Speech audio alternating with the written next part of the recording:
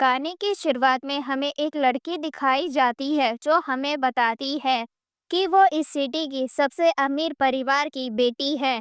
पर यह बात मेरे पति को नहीं पता है और कल उन लोगों ने पार्टी रखी है, क्या तुम मुझे भी अपने साथ लेकर चलोगे?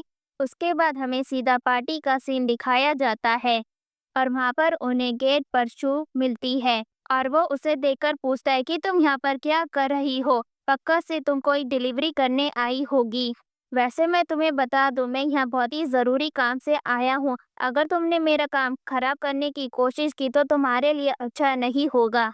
और उसके बाद वो वहाँ से चला जाता है और अंदर जाकर अपने टेबल पर बैठ जाता है। और तभी वहाँ पर एक होस्ट आता है और वो मिस शू को बुलाता है। और तभी वहाँ पर शू अपनी बेटी के साथ मास्क लगा कर आती है और यहाँ पर वो सोचकर आई होती है कि वो पूरी दुनिया के सामने उसका मजाक बना देगी। और उसके बाद वो जैन को स्टेज पर बुलाती है और उससे कहती है, मैं तुमसे शादी कर तो लूँ, लेकिन तुमने हाल ही में अपना बोन मैरो ट्रांसफर करवाया है, तो मुझे नहीं लगता कि तुम्हारी बॉडी एकदम हेल्दी होगी। जिस पर वो कहते हैं, नहीं मैं बिल्कुल हेल्दी हूँ, मैं तुम्हें प्रूव कर सकता हूँ। जिस पर वो कहती है, ओह अच्छा, और उसे सबके सामने अपने कपड़े उतारने को कहती है। जिस पर वो हिचकिचाता है और तभी उसे इशारे से बाई बोलती है कि कर लो, क्या फर्क पड़ता है, हमें इतनी दौलत मिल तो रही है।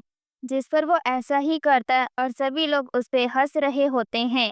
और फिर शो उससे कहती कि तुमसे बस एक और रिक्वेस्ट है कि मेरी बेटी को कुत्ते की आवाज़ बहुत ही पसंद है, क्या तुम उसे निकाल सकते हो?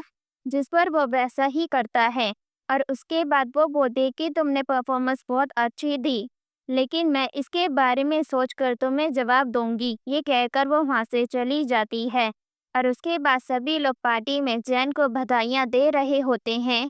और तभी वहाँ पर शू का फादर टैंक के साथ वहाँ पर आ जाता है और जैन उसे रोक लेता है और फिर वो सभी लोगों को इकट्ठा करके बोलता है, देखो इस बूढ़े को, मेरा नाम इस्तेमाल करके ये इस पार्टी में भी आ गया। क्या तुम लोगों को पता है कि इस बूढ़े का मेरी बीवी के साथ चक्कर चल रहा है? और ये कहकर वो उसे धक्का दे देता है और तभी टैंक बीच में आ जाती है और कहती है कि दादाजी को चोट मत पहुंचाओ। जिस पर सभी लोग उस पर हंसने लगते हैं और बाई बोलती है, दादाजी। और तभी शू का फादर उन लोगों को बोलता है कि तुम लोगों को पता है कि मैं कौन हूँ? मैं ही वो अमीर और शू फैमिली का चेयरमैन हूँ। जिस पर वो कहता है कि अपनी बकवास बंद करो। ये कहकर वो उसके सर पे बोतल दे मारता है जिससे वो घायल हो जाते हैं। और तभी ही होस्ट अनाउंस करता है कि शो फैमिली की डॉटर आ रही है और उसके बाद शो बहुत सारे बॉडीगार्ड के साथ एंटर होती है और उसे देखकर सब लोगों के होश उड़ जाते हैं। और उसके बाद होस्ट बता देता है कि शो ही वो अमीर लड़की है और शो फैमिली की डॉटर। और ये सुनकर तो जैन के पैरों तले जमीन खिसक जाती है और उसके बाद वो शू से भीख मांगने लग जाता है और अपने रंग बदलते हुए कहता है कि मैं तुमसे बहुत ही प्यार करता हूँ, इस बाई ने मुझे सड्यूस किया था। जिस पर वो उसे धक्का मार देती है और उसके बाद बाई भी ड्रामा करने लगती है और वो भी उसके पैरों में गिर जाती है। लेकिन शू इस बार किसी को बख्शने वाली नहीं थी और हद तो तब हो जाती है जब जैन बाई को थप्पड़ मारने लगता है। जिस पर शू कहती है कि तुम लोग अपना ड्रामा बंद करो और उसके बाद वो बाई को नौकरी से निकलवा देती है और साथ ही ये भी ऐलान कर देती है कि आज के बाद उसे कोई भी नौकरी पे हायर नहीं करेगा और उसे बाहर फेंकवा देती है। जिस पर जैन उससे कहता है कि तुमने बहुत ही अच्छा किया, अब हम दोनों के बीच में कोई नहीं आएगा। जिस पर शू उसे भी एक चांटा धरते हुए कहती है कि ड्रामा करना बंद करो, अब तुम्हारी बारी। और उसके बाद वो उसे सीधा बैंकरप्ट करवा देती है। जिसके बाद वो अपनी डॉटर के पास जाता है और उसे कहते हैं कि तुम मेरे बिना नहीं रह सकती। जिस पर उसकी बेटी कहती है कि आप ही को तो मॉम पसंद नहीं थी और आप ही ने तो उनको तलाक दिया था।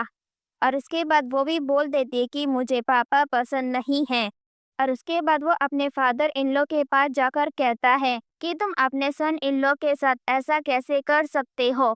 पर वो लोग उसकी नहीं सुनते और उसे बाहर फेंकवा देते हैं। और उसके बाद जब वो बाहर आता है तो बाई उसका इंतजार कर रही होती है और फिर वो बाई को समझाने लगता है। जिस पर बाई बोलती कि अपनी बकवास बंद करो, मेरे पास तुम्हारे लिए एक प्लान है। हम लोग शू पर केस करेंगे कि उसने हमसे अपनी प्रॉपर्टी छुपाई है और उसका बच्चा उससे छीन लेंगे और पूरी जिंदगी उससे पैसे ऐंठेंगे। और अगले दिन जैन टैंग को उसके स्कूल से ले जाता है और वो उसे एक जगह ले आया था ऑडिशन के नाम पे। और ये बात जैसे ही शू को पता चलती है वो भी उस जगह पर पहुंच जाती है, लेकिन उससे पहले जैन ने ड्रिंक में कुछ मिला दिया था। और जब शू आकर अपनी बेटी को मांगती है तो वो बोलता है कि मैं थोड़ी देर अपनी बेटी के साथ खेलने आया था, इतने में अपनी बेटी के साथ खेल रहा हूँ तो इतनी देर में तुम इस ड्रिंक को पी लो। और जैसे ही वो उस ड्रिंक को पीती है उसकी हालत खराब होने लगती है और वहाँ पे बाई ने एक आदमी का भी इल्जाम किया होता है। और वो आदमी कमरे में शू के लिए आता है और वो शू को देखकर हैरान हो जाता है, क्योंकि शू उसकी ही बचपन की दोस्त थी, जिस पर वो शू को वहाँ से ले जाता है। लेकिन ये सारी हरकतें कैमरे में कैद हो चुकी थी। तो अगले दिन शू के पास कोर्ट का ऑर्डर आता है कि वो अपनी बच्ची को गलत जगह पर लेके गई थी, इसलिए वो इस बच्ची को पालने के लिए लायक नहीं है। और उसके बाद बाई कोर्ट के बाहर शू से मिलती है, या तो अपनी प्रॉपर्टी हमारे नाम कर दो या फिर अपना बच्चा खोने के लिए तैयार हो जाओ। और तभी शू का डैड बोलता है मैं तुम्हारे साथ हूँ। और फिर केस शुरू हो जाता है, जहाँ पर शुरुआत में ही जय ड्रामा करने लग जाता है कि मुझे मेरी बच्ची चाहिए और मैंने इस औरत पे इतने साल खर्चा किया और इसने मेरे साथ चीटिंग भी की। और शू बोलती है कि तुमने खर्चा किया, और उसके बाद शू प्रूफ कर देती है कि आज तक जितना भी खर्चा हुआ है वो सारा शू ने अपनी कमाई से दिया है।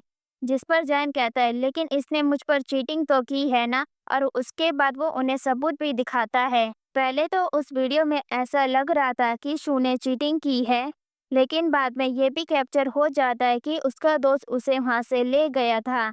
और इस पर जज कहता है कि इससे कुछ क्लियर नहीं हो रहा है, उसी बंदे को यहाँ पर बुलाया जाए।